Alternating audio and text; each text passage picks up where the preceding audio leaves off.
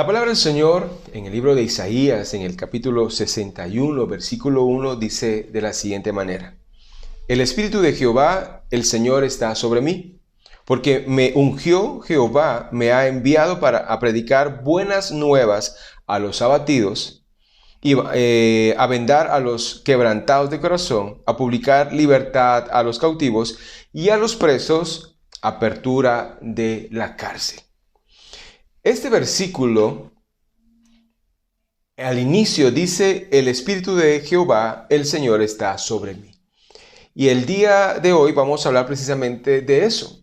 El Espíritu de Jehová, o el Espíritu del Señor, o el Espíritu de Dios está sobre mí. Y ese es el tema de esta plática. El Espíritu de Dios está sobre mí. Para poder dimensionar esto, aquí el profeta Isaías está profetizando el ministerio, o está anunciando el ministerio del Señor Jesucristo.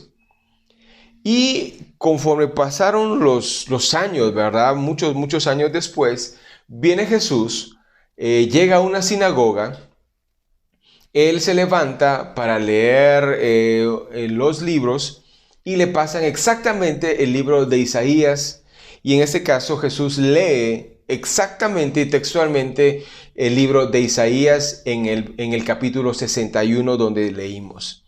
Y eso lo podemos encontrar en Lucas capítulo 4 y versículo 18. Y dice la palabra del Señor: El Espíritu del Señor está sobre mí. Recuerda, esto ya lo está leyendo Jesús. El Espíritu del Señor está sobre mí, por cuanto me ha ungido para dar buenas nuevas a los pobres, me ha enviado a sanar a los quebrantados de corazón, a pregonar libertad a los cautivos y vista a los ciegos, a poner en libertad a los oprimidos. Y el versículo 19 dice: a predicar el año agradable del Señor. Entonces acá vemos, muchos años antes viene el profeta Isaías y profetiza del ministerio del Mesías o de Cristo. Y muchos años después viene Jesús y hace realidad exactamente lo que el profeta Isaías había profetizado muchos años atrás. Pero si te das cuenta, aquí se lee lo mismo: el Espíritu de Jehová, el Señor, está sobre mí. En Lucas dice: el Espíritu del Señor está sobre mí. Y estos versículos, pues obviamente tienen algo en común. Y lo que tienen en común es: el Espíritu de Dios está sobre mí. Y precisamente hablando de eso, el Señor Jesús hubiera dicho: el poder está en mí, o ya tengo ese poder. ¿Por qué? Porque si hablamos de la Trinidad, Dios Padre, Dios Hijo y Dios Espíritu Santo, pues obviamente los tres son uno y uno son tres. Entonces, en este caso, viene el profeta y viene Jesús y le da un lugar a cada uno de ellos. Le da un lugar al Espíritu Santo y le da un lugar a Dios Hijo. ¿Por qué razón? Porque en este caso, cada uno tiene una función. Recordemos que el Espíritu de Dios o el Espíritu de Jehová, pues es el poder de Dios, es el dunamis, es el poder de Dios básicamente.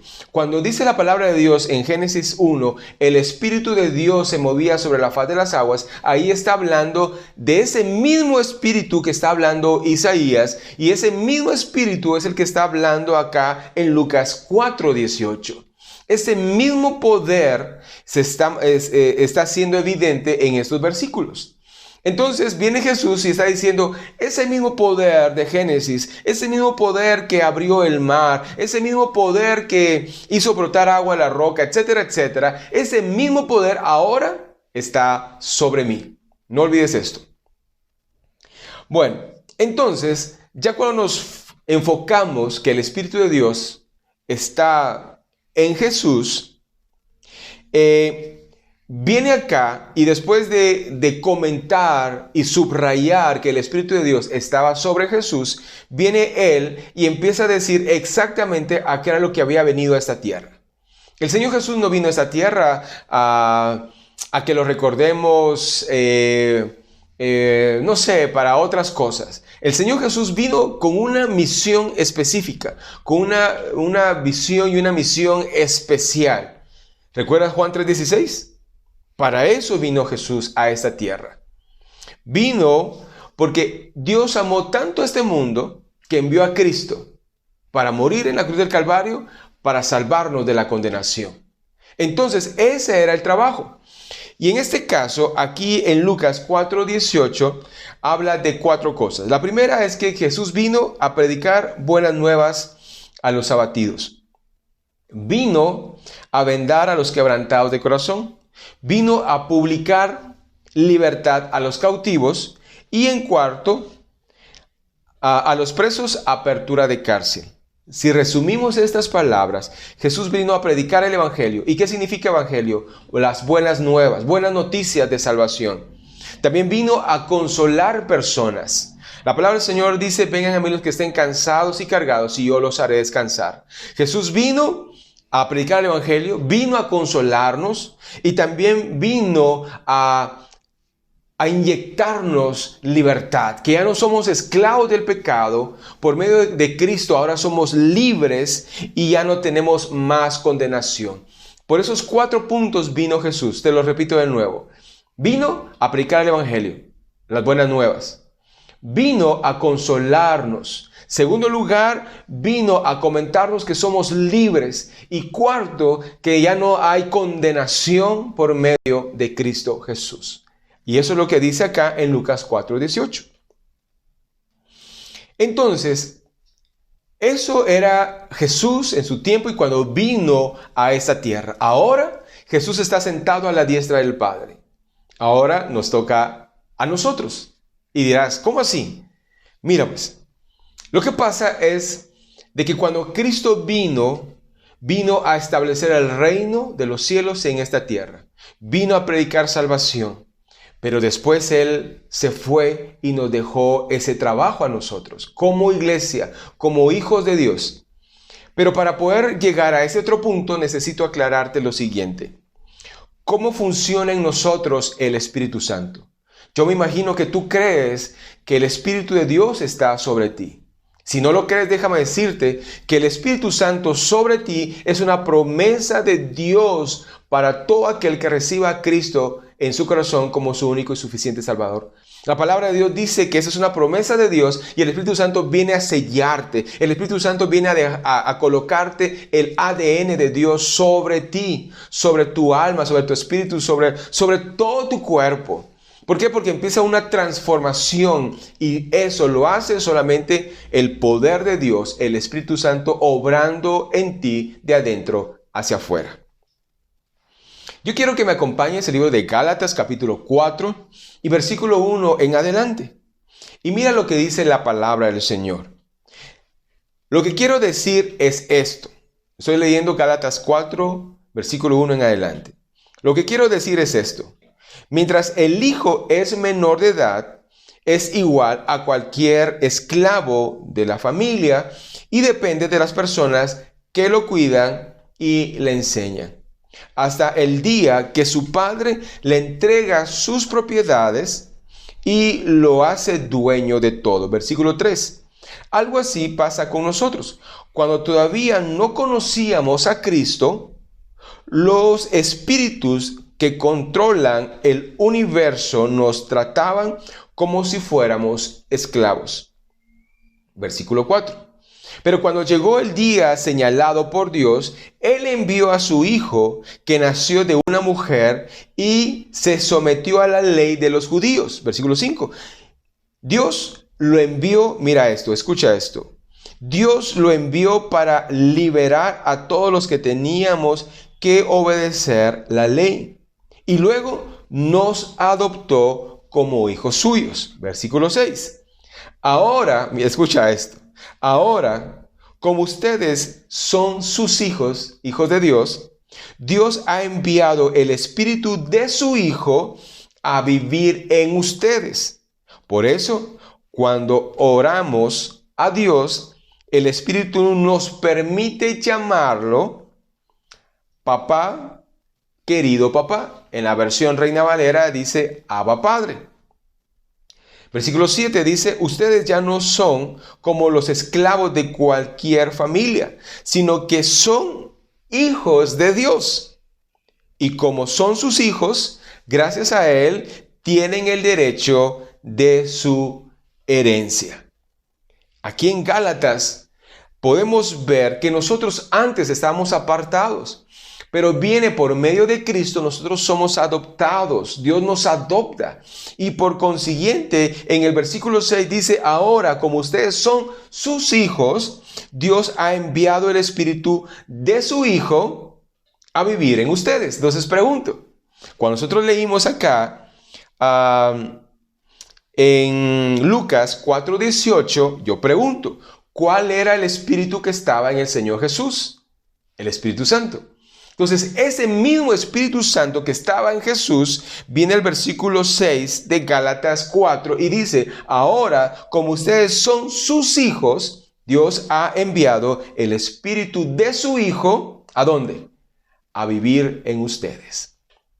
Hermano, cuando tú aceptaste a Cristo, cuando tú levantaste tu mano o en lo secreto, en algún lugar, tú aceptaste a Cristo y dijiste, Señor, yo sé que soy pecador, hiciste esa oración y aceptaste tu condición y abriste tu corazón y lo dejaste entrar, lo reconociste como tu único y suficiente Salvador, en ese momento espiritualmente sucede algo increíble. La palabra de Dios dice que tu nombre fue escrito en el libro de la vida.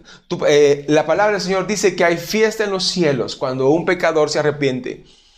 Todo eso espiritual, pero también en ese preciso momento, inclusive tal vez no sentiste nada, o tal vez sentiste fuego, lo que hayas sentido o no hayas sentido, pero dentro de ti el Espíritu Santo, el poder de Dios, ese dunamis, eso es ese poder que viene desde Génesis, cuando en Génesis 1:1, desde ese momento, ese mismo Espíritu es impregnado, es colocado, es incrustado en tu corazón.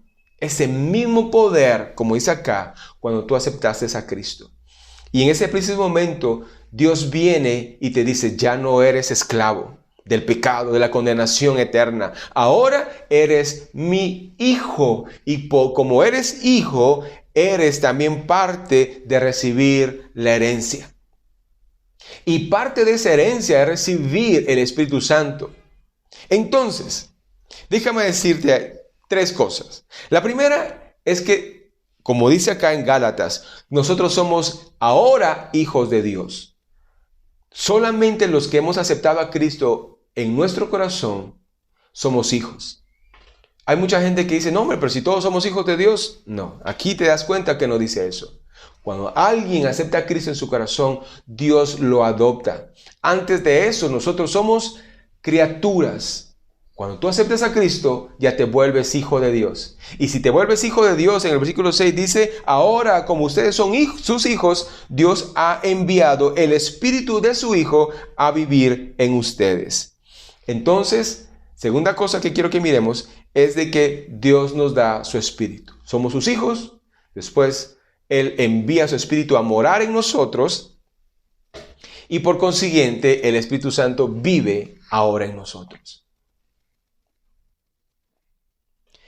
Entonces, podemos entender que de la misma forma que viene el Espíritu Santo a morar en Jesús, como lo leímos, también nosotros, cuando nosotros aceptamos a Cristo, el Espíritu Santo también viene a morar en nosotros. Ahora, regresemos un momento a Jesús.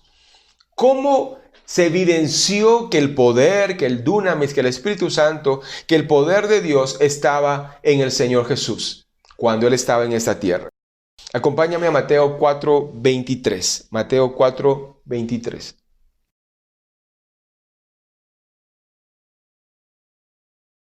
La palabra del Señor dice, y recorrió Jesús toda Galilea, enseñando en las sinagogas de ellos y predicando el evangelio del reino y sanando toda enfermedad y toda dolencia en el pueblo. Y se difundió su fama en toda Siria y le trajeron todos los que tenían dolencias, los afligidos por diversas enfermedades y tormentados, los endemoniados, lunáticos y paralíticos, y los sanó.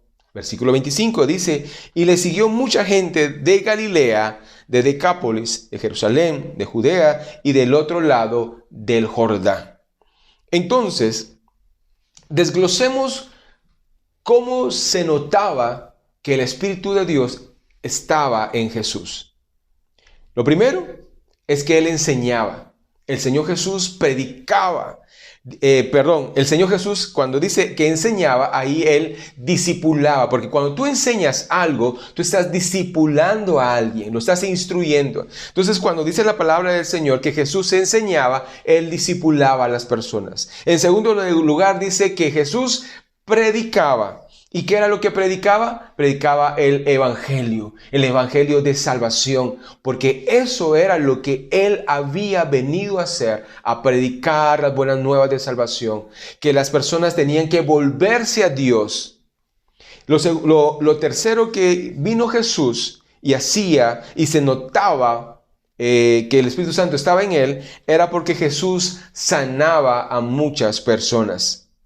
Y por consiguiente, cuando Jesús enseñaba, cuando Jesús predicaba y cuando Jesús sanaba, pues obviamente la gente se maravillaba, decía, ¡wow! Y empezaba a comentar eso en los diferentes pueblos, en los diferentes lugares. Y la fama de Jesús, dice acá en Mateo, se difundió por muchos lugares. Entonces podemos ver que cuando el Espíritu de Dios está, en este caso en Jesús, pues Él enseñaba, predicaba, sanaba y por consiguiente su fama se difundía. Traigamos esto a nuestro tiempo, a nosotros. Si ya dijimos que el Espíritu Santo está en nosotros, porque nosotros ahora somos hijos de Dios y por consiguiente el Espíritu Santo está en nosotros, depositado en nosotros y vive en nosotros, entonces, ¿qué tiene que evidenciarse en nuestras vidas? ¿Qué tiene que reflejarse en lo que nosotros hacemos o en nuestro día a día? Yo quiero que en este momento miremos 4 puntos. Vayamos por favor al libro de Romanos, capítulo 1 y versículo 8. En este caso, la palabra del Señor en Romanos 1:8 dice, pero recibiréis poder cuando haya venido sobre vosotros el Espíritu Santo, y me seréis testigos en Jerusalén, en toda Judea, en Samaria y hasta lo último de la tierra. Lo primero que quiero que miremos es que nosotros hemos recibido al Espíritu Santo. No podemos obviar al Espíritu Santo de nuestra vida. ¿Por qué? Porque ese es el motor que nos impulsa. Viene Jesús y bien sabía Él, y esto en Romanos 1:8 se lo dijo a sus discípulos. Bien sabía el Señor Jesús que era necesario que sus discípulos esperaran ser llenos del Espíritu Santo, porque el Espíritu Santo era lo que les iba a impulsar a perder el temor, era lo que les iba a impulsar a perder el miedo a que dijeran lo que dijeran, a las consecuencias que pasaran. De igual forma, el Espíritu Santo los iba a potencializar, a reforzar para que ellos pudieran ir más hacia adelante. ¿Dónde estaban sus discípulos en ese momento? Sus discípulos estaban temerosos, tenían temor, estaban escondidos. Pero después que fueron llenos del Espíritu Santo, ¿te recuerdas del día de Pentecostés? Viene Pedro y se levanta juntamente con Juan, pero en ese caso Pedro se levanta y empieza a predicar y se convierte en 3,000, después 5,000 y después van al templo y hay un cojo y sanan al cojo. Pero ¿cuándo pasó eso? Cuando fueron llenos del Espíritu Santo. Cuando se hizo realidad Romanos 1:8, y recibiréis poder cuando haya venido sobre vosotros el Espíritu Santo. Hermano, el Espíritu Santo está en nosotros. ¿Y sabes cómo es esto?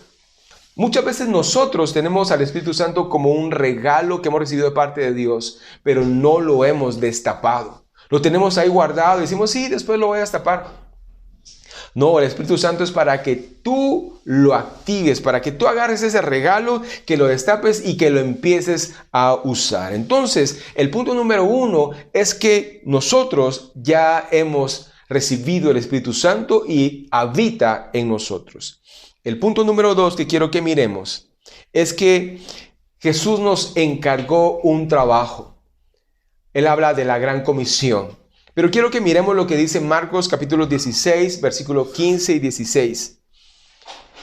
Y la palabra del Señor dice, y les dijo, id por todo el mundo y predicad el evangelio a toda criatura. El que creyere y fuere bautizado será salvo, mas el que no creyere será condenado. Jesús viene y dice que nosotros vamos a recibir un gran poder. Y en este caso es el Espíritu Santo, la llenura del Espíritu Santo. Y después de eso, pues, Él nos ha dado una comisión. La comisión no es hacer una gran iglesia. Si se hace, gloria a Dios. Tampoco nos encomendó hacer un gran grupo de alabanza. O no sé, X o Y cosa. Lo que nos encargó puntualmente es que prediquemos el Evangelio. Eso es todo, hermanos. Si tienes un gran templo o un pequeño templo, gloria a Dios. Si tienes un grupo de alabanza de 2 o de 50 o de 100 personas, gloria a Dios. Si tienes personas que estudian la palabra y son maestros de la palabra, etcétera, etcétera, o personas que cantan como ángeles, gloria a Dios que tengas esos miembros en la iglesia o que tú seas uno de ellos. Pero lo que Jesús nos encargó puntualmente es predicar el Evangelio. Porque dice acá, el que creyere y fuere bautizado será salvo, mas el que no creyere será condenado. O sea, Jesús nos encargó esto, pero Él sabía que era necesario primero ser llenos del Espíritu Santo. Dios Padre sabía que necesitamos el Espíritu Santo, por eso es una promesa de Dios para nosotros. Llenarnos, tener ese sello del Espíritu Santo. El tercer punto que quiero que miremos es que el Espíritu Santo dará evidencias que está en nosotros.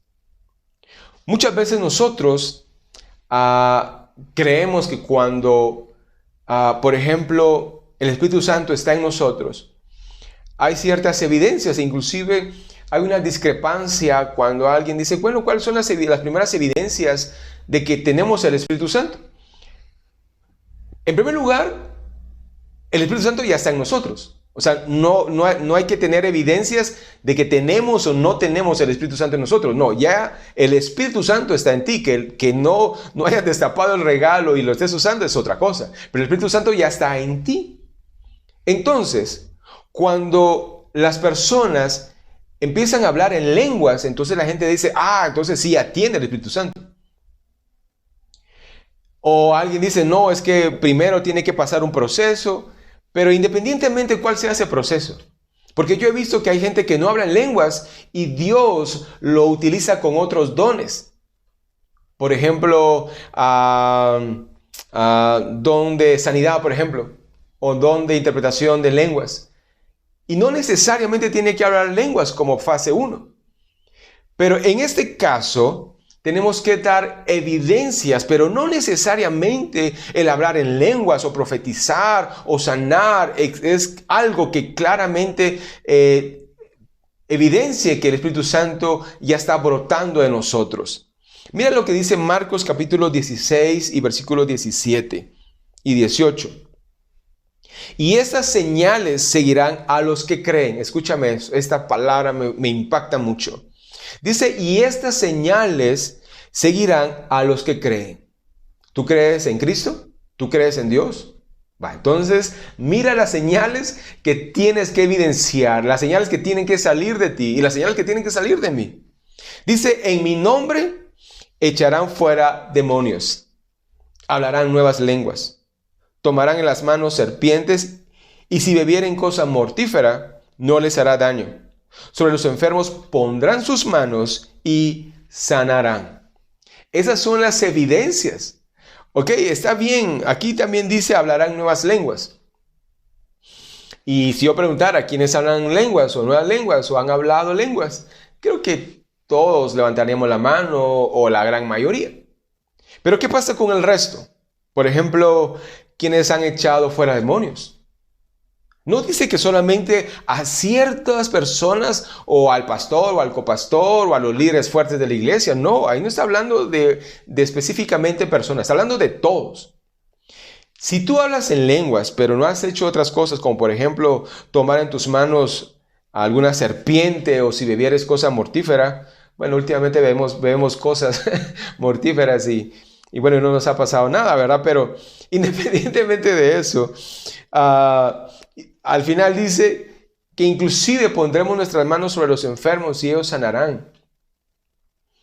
Yo quiero preguntarte, hermano, dentro de este parámetro, ¿cuáles son las evidencias que el Espíritu Santo está en ti?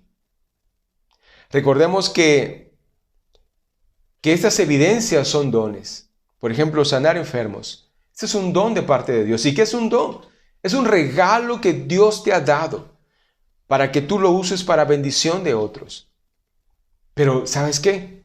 Lastimosamente tú tienes ese don guardado, como ponía el ejemplo, ese regalo que Dios te ha dado, pero no lo has destapado. O algunos hemos medio abierto ese regalo y sale un don y hemos sanado a una persona, hemos sanado a otra persona, o hemos orado por alguien y estaba endemoniado y el demonio salió, etcétera, etcétera. Pero volvemos a cerrar la caja y después pasamos un largo tiempo sin evidenciar que el Espíritu Santo está en nosotros. Entonces, como punto número 3, tenemos que evidenciar que el Espíritu Santo está en nosotros.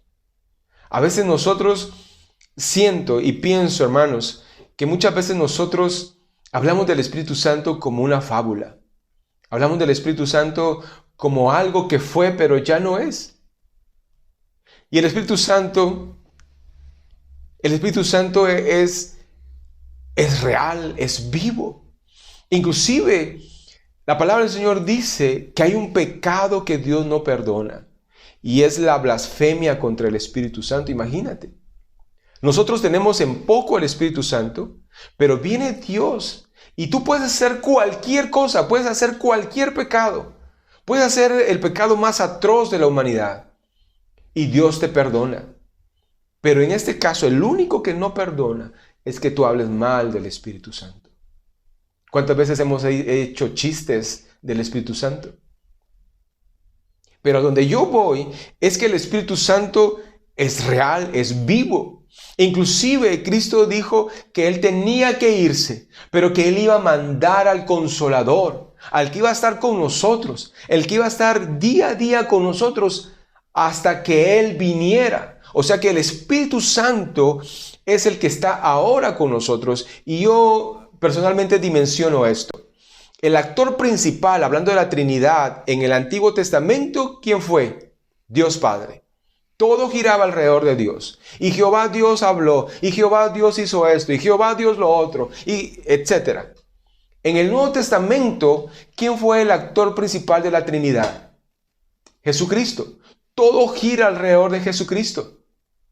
Los 4 evangelios. Lee los 4 evangelios y todo gira alrededor de Jesucristo.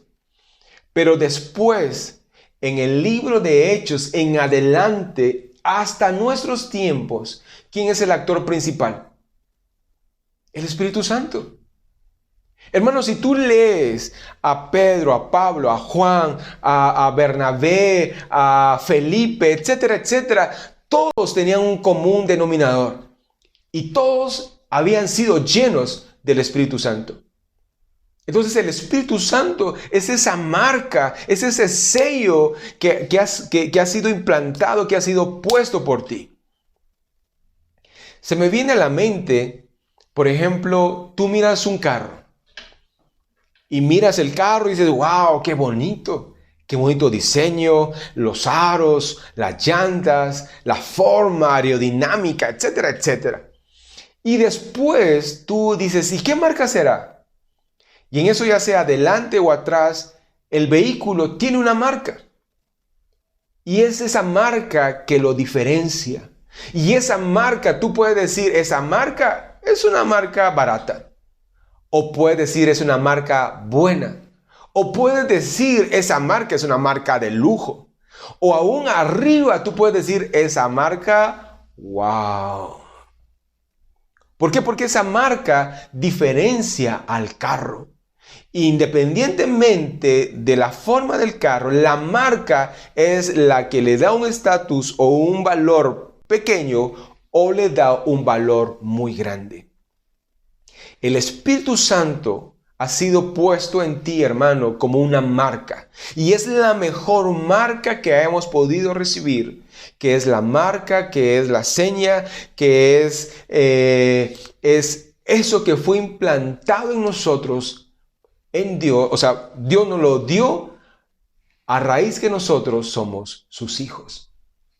Entonces, nosotros tenemos que evidenciar que esa marca, que el Espíritu Santo está en nosotros. Punto número 4. Tenemos que hacer lo mismo que hizo el Señor Jesús. Ahora ya puse la barra más alta, ¿verdad? Con lo anterior, la barra estaba acá. Tenemos que evidenciar que el Espíritu Santo está en nosotros. Pero ahora vamos un poco más arriba, hermanos. Tenemos que hacer lo mismo que hizo el Señor Jesús. Pero alguien que está viendo eso va a decir, ¿cómo así? O sea, el Señor Jesucristo es el top. Yo no puedo hacer más que eso. Jesucristo es todo. O sea, Él vino a hacer eso y yo no puedo hacer eso. Mira lo que dice la palabra del Señor en Lucas, capítulo 14, versículo 18. Aquí viene y Jesús dice, el Espíritu del Señor está sobre mí. Punto número 1. Pregunto, ¿el Espíritu Santo está sobre ti? En base a lo que hemos hablado, definitivamente está en nosotros. ¿Ok? Entonces, paso número 1, cumplido. Después dice, por cuanto me ha ungido para dar buenas nuevas a los pobres. Después dice, me ha enviado a sanar a los quebrantados de corazón, a predicar libertad a los cautivos, a pregonar libertad a los cautivos y vista a los ciegos, a poner libertad a los oprimidos, a predicar el año agradable del Señor. Voy a resumir esto.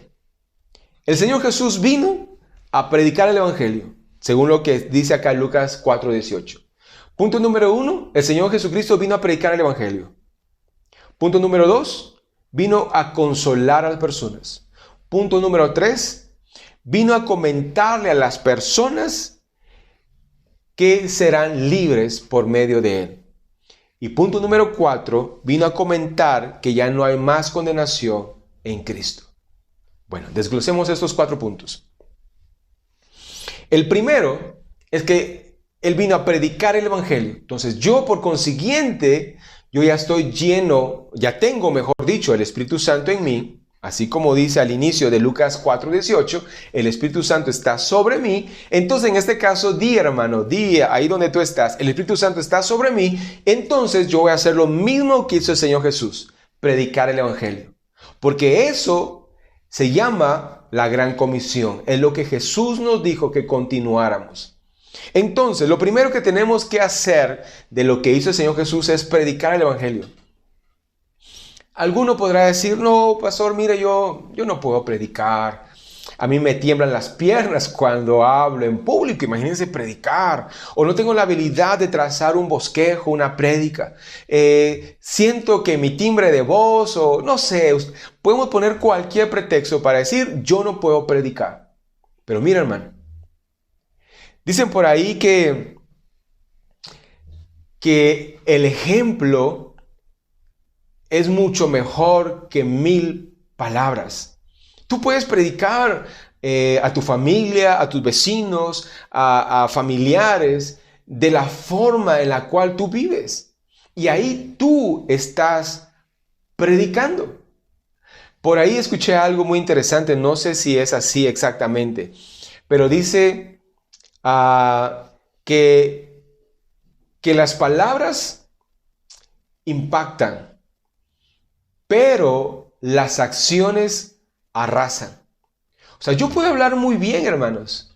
Yo puedo ser un elocuente, puedo hacer un monólogo, puedo ser la persona mayor que se expresa muy bien hablando. Pero que si a la vuelta mis acciones es todo lo contrario. Obviamente no estoy hablando de ser perfectos. Estoy hablando de tratar la manera de vivir conforme al Señor ha hablado a tu corazón. Y de esa forma tú puedes convencer, identificarte con estas personas y estas personas dirán, esta persona tiene algo diferente. Ahora, por ejemplo, tú puedes decir, tampoco puedo de esa forma. Entonces, mira, tú puedes en tu Facebook, por ejemplo, que ahora casi todo mundo tiene Facebook. Sube un texto bíblico, ahí tus amigos, tus fans van a ver, qué bonito texto. Ahí tú los estás evangelizando con algo tan sencillo.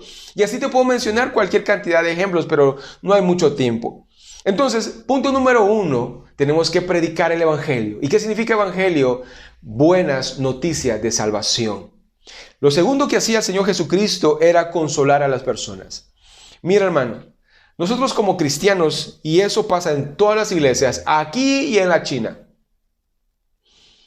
muchas veces nosotros, en vez de consolar a las personas, más bien nos las traemos a la lona. Lastimosamente yo conozco a mucha gente que predica muy bien. Conozco gente que profetiza, que habla lenguas, que habla un montón de cosas. Pero lastimosamente sus acciones o inclusive sus comentarios ha traído mucha gente a la lona. Hacemos todo lo contrario de lo que Jesús hizo. En vez de consolar, destruimos. En vez de alentar, los traemos hacia atrás. Entonces, en este caso, nosotros tenemos que, como hijos de Dios, como cristianos, para hacer la gran comisión, para ir más hacia adelante, para predicar el evangelio, nosotros también tenemos que consolar a las personas. Por eso en este caso nosotros nos hablamos y nos decimos que somos hermanos. ¿Por qué? Porque somos hijos de Dios. Por consiguiente somos hermanos. Y como hermanos nos tenemos que cuidar unos con otros. Nos tenemos que consolar. Lastimosamente hay un dicho, hay una frase que dice que de árbol caído todos hacemos leña. Cuando alguien cae, ahí vamos con todo y empezamos a hablar, a decir un montón de cosas. Pero la palabra de Dios dice que si alguno cae, dice, y ustedes que son maduros, escuchen esto, y ustedes que ya son maduros, ustedes que tienen conocimiento, que ustedes han experimentado más a Dios, ustedes levanten al caído y bótenlo de nuevo. No dice eso. Levanten al caído y ¿qué dice? Restáurenlo. Iglesia amada. Y no solamente nuestra iglesia, sino a nivel general. ¿Cuántas veces nosotros, hermanos, hemos visto a alguien de la iglesia, algún miembro o algún líder grande, y en vez de levantarlo y restaurarlo y decirle, mira, no estás solo, porque tal vez hoy fuiste tú y mañana voy a ser yo, y hoy te levanto y tú me vas a levantar mañana, y así vamos a estar? ¿Por qué? Porque en esta vida, hermanos, hay veces que estamos arriba y hay veces que estamos abajo, hay veces que estamos bien y hay veces que estamos mal. Así es la vida. Pero en este caso, como hermanos en Cristo, y como dice la palabra, ustedes que hoy son maduros, ustedes que están bien delante de Dios, ustedes que están bien ahora, levanten al caído. Entonces, como tercer punto, Jesús viene y Él viene a comentar que las personas serán libres en Cristo. Hablamos primero que Jesús predicaba el evangelio. En segundo, que Él vino a consolar. En tercero, que Él vino a decirle a la gente que van a ser libres en Cristo. Y eso también es lo que tenemos que hacer. Y creo que eso también va muy ligado al siguiente punto, que cuando dice que ya no hay más condenación. Por consiguiente, si hay una persona que le decimos que va a ser libre en Cristo, por consiguiente ya no va a haber condenación. La palabra del Señor dice que si tú aceptas a Cristo, ya no hay mayor condenación, ya no hay ninguna condenación para los que estamos en Cristo Jesús. En este caso, ya no hay condenación. Hayas hecho lo que hayas hecho el peor pecado de la historia o de tu vida o del que tú hayas pensado, hermanos.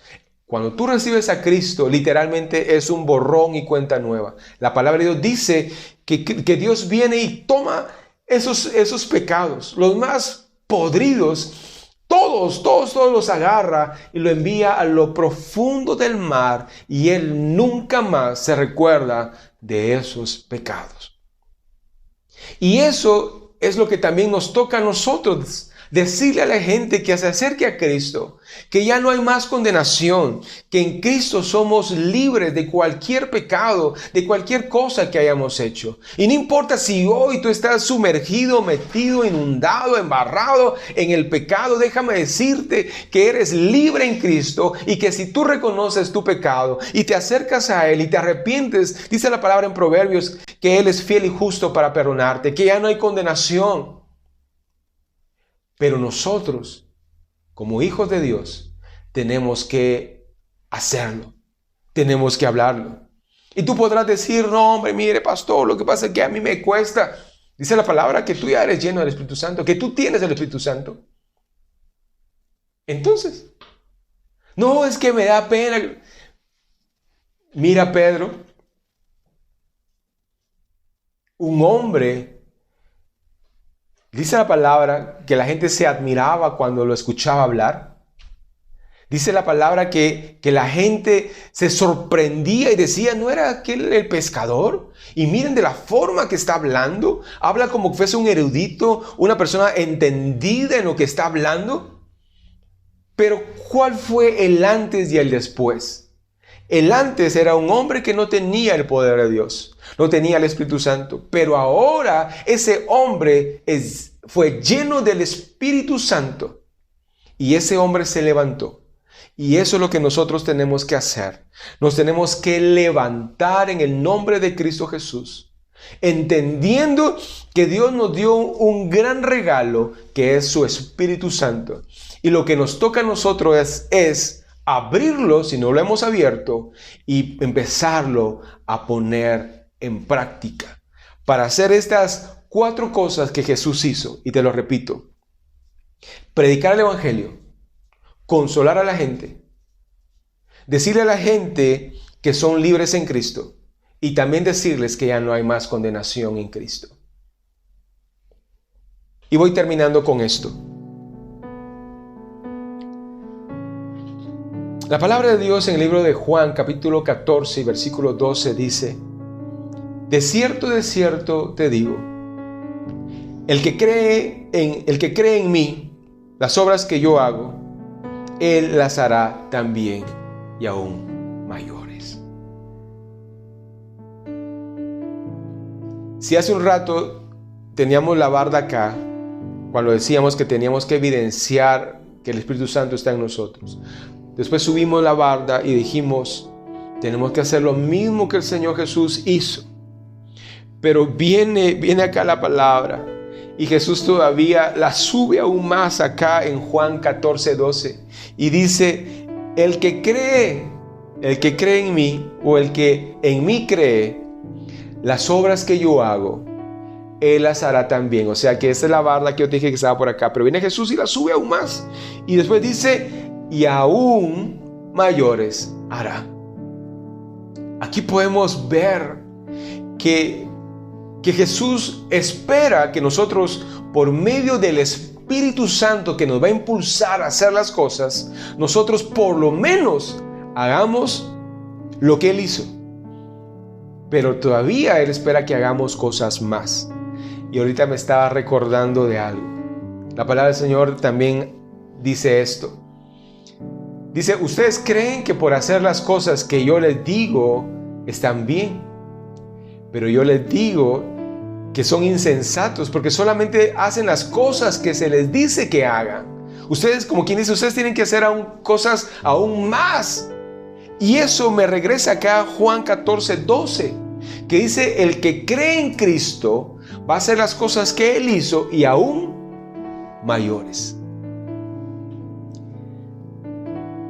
Quiero hablar en este momento a tu corazón. Déjame decirte que el Espíritu de Dios está en ti. Ya te expliqué, conforme a la palabra, que el Espíritu de Dios está literalmente enraizado, colocado, incrustado en ti, en tu corazón, en tu alma. Ese es el ADN de Dios implantado en ti. Y así como Cristo dijo, el Espíritu de Dios o el Espíritu del Señor está sobre mí, déjame decirte que de igual forma el Espíritu de Dios está sobre ti, sobre mí. Y si el Espíritu de Dios está sobre mí, yo tengo que hacer lo que Jesús me dijo como hijo de Dios y como cristiano. Tengo que hacer las 4 cosas que hablamos: predicar el evangelio, consolar a la gente y decirle a la gente que ya no hay más condenación y que son libres en Cristo. Hermano, los tiempos se están acortando. La segunda venida de Cristo cada vez está más cerca. A nivel mundial, aunque tú no lo creas, todo se está confabulando para la venida del anticristo y del falso profeta. Como iglesia y como hijos de Dios, ha llegado el tiempo que todos nos levantemos y empecemos a predicar. Y no necesitas un púlpito, no necesitas una plataforma, no necesitas tener un título de pastor, no necesitas nada para predicar las buenas nuevas de salvación. Y yo quiero retarte. Tú que estás abatido, tú que estás como la mojarra que no sabes si estás bien o si estás mal, o que si ya no quieres seguir o tal vez si quieres seguir, a ti te reto en este momento. Yo te reto en el nombre de Cristo Jesús que hagas lo que Jesús nos encomendó a hacer, la gran comisión de predicar el evangelio a toda criatura. El que creyere y fuere bautizado será salvo. Y ese es el trabajo que tenemos que hacer como iglesia. ¿Y sabes qué? Si nosotros no predicamos, Cristo no viene pronto. Alguien va a decir, entonces mejor no predico. Déjame decirte que vamos a desear que Cristo venga pronto, porque esta situación a nivel mundial cada vez se va a poner peor y peor y peor. ¿Y por qué te digo que tenemos que predicar? Porque en Mateo 24 Jesús comenta cuáles son los acontecimientos antes del fin. Y parte de eso dice que tenemos que predicar hasta que todo mundo sepa del amor de Dios. Él va a venir, porque nadie puede ser juzgado sin saber antes de lo que se está juzgando. Entonces, como iglesia, y ahí voy concluyendo, como iglesia, y no tanto como iglesia, sino más que todo como hijos de Dios, a ti personalmente, yo te exhorto y te reto a que a partir de hoy en adelante prediquemos las buenas nuevas de salvación. Llevémosle la palabra a la gente. Y si la gente la recibe con felicidad, pues gloria a Dios. Pero si alguien te cuestiona, si alguien te insulta, no le digas nada. Solamente dile como Jesús le dijo a sus discípulos: sacúdanse los zapatos y salgan de ese hogar. ¿Por qué? Porque los tiempos se están acercando. Y la iglesia, los hijos de Dios, ha llegado el momento que nos levantemos para predicar esas buenas nuevas de salvación. Así como ese reto que te lanzo, yo quisiera que oráramos para que el Espíritu Santo nos impulse a seguir adelante. Y si tú no has abierto ese regalo que Dios te ha dado, que se llama Espíritu Santo en ti, yo te pido que tú lo abras. Porque Él te va a ayudar a seguir adelante.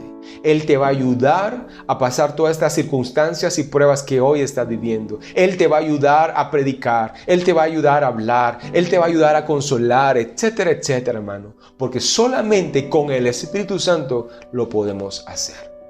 Cierra tus ojos. Padre, en el nombre de tu Hijo amado, sabemos que estos tiempos son finales y que necesitamos levantarnos como hijos tuyos y hacer lo que Cristo hizo en esta tierra: predicar, consolar y exhortar que ya no somos esclavos, sino que somos libres.